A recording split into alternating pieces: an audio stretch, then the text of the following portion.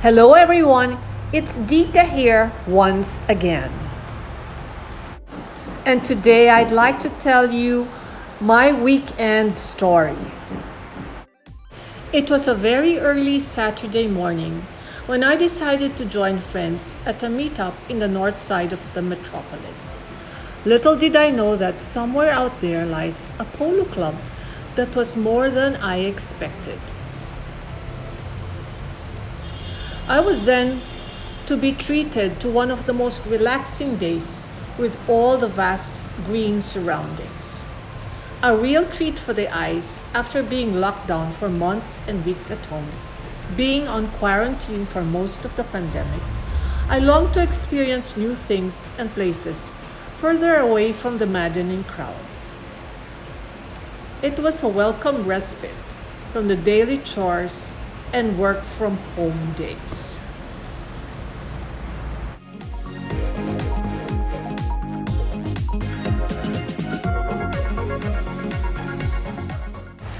This inconspicuous polo club, located in Pulilan, Bulacan, has a lot area of no less than 70 hectares of landscaped greenery planted with antique mango and other fruit-bearing trees.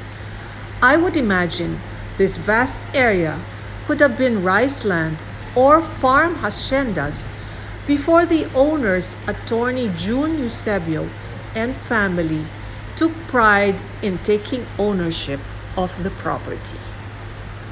Before the morning ride, Dr. Jun Javier, my BFF, and I decided to take a morning stroll through the verdant paddocks and took time to meander around the area.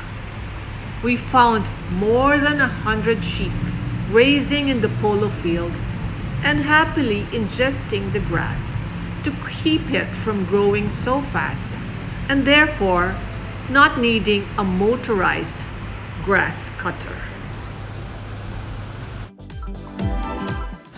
The entire property boasts of more than 10 stables, housing 120 heads of thoroughbred horses. I have been told that the horses are stabled here and then brought to another property in Batangas for breeding purposes. While walking through the paddocks, we decided to visit the horses in their stables. I soon wondered why the horses were wearing face masks.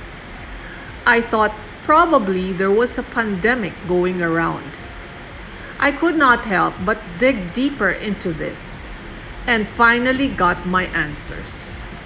The masks that they wore were fly masks to prevent flies or mosquitoes from poking into the eyes of the horses.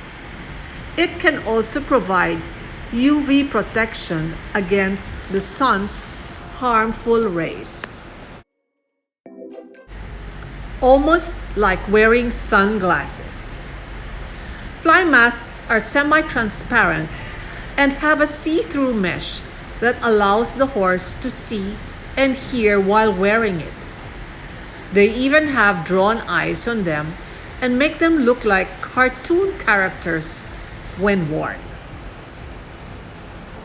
And here's one you don't want to miss out on. Looks like this one does not need the mask to keep the flies off. The flies automatically are afraid of him. Oh, look at you. Oh, just look at you.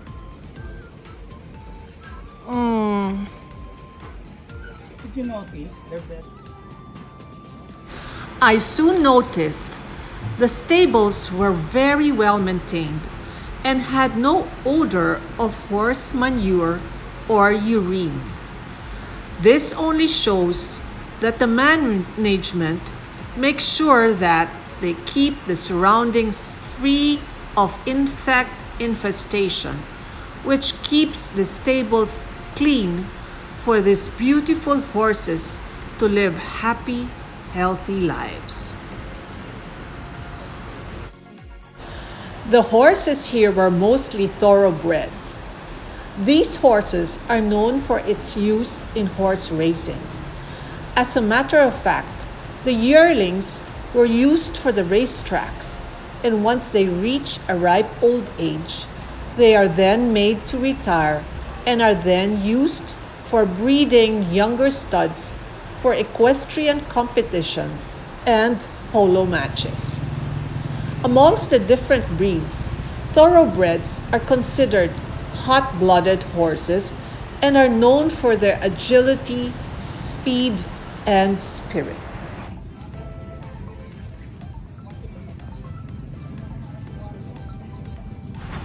It was then that I finally took my turn to mount my horse. Until that moment, I was apprehensive since I haven't ridden since a few years back. I remember our horseback riding days in Baguio, and the only memory I had was that I experienced lower back pains due to the pressure of sitting on the horse and wearing seemingly tight jeans that even added to the problem.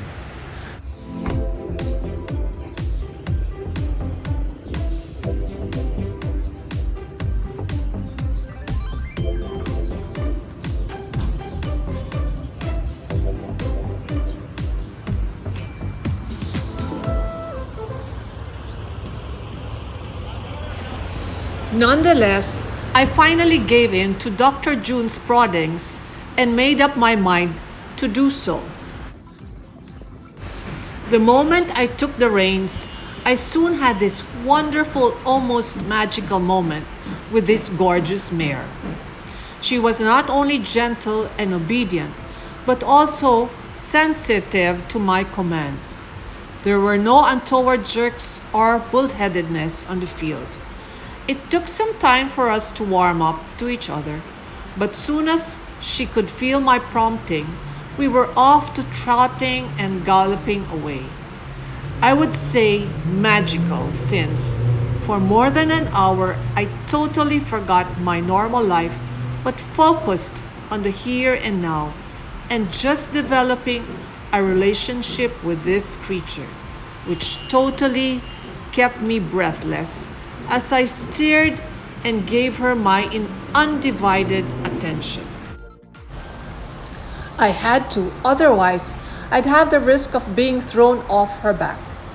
The time spent on the floor was undoubtedly something my mind needed for some time now, since it had to slow down from taking breaking speed from thought. Soon enough, it was time to unmount her, and even if it may have seemed to be such a short time, it almost felt like we were just warming up to each other. I soon realized I had the pleasure of knowing this beautiful creature, named Estrie. It was almost like meeting a new person in the guise of a horse. The entire experience of riding a horse again reassured me. The love and affection, though subliminal, allowed me to realize my achievement for the day. I slayed a horse once again.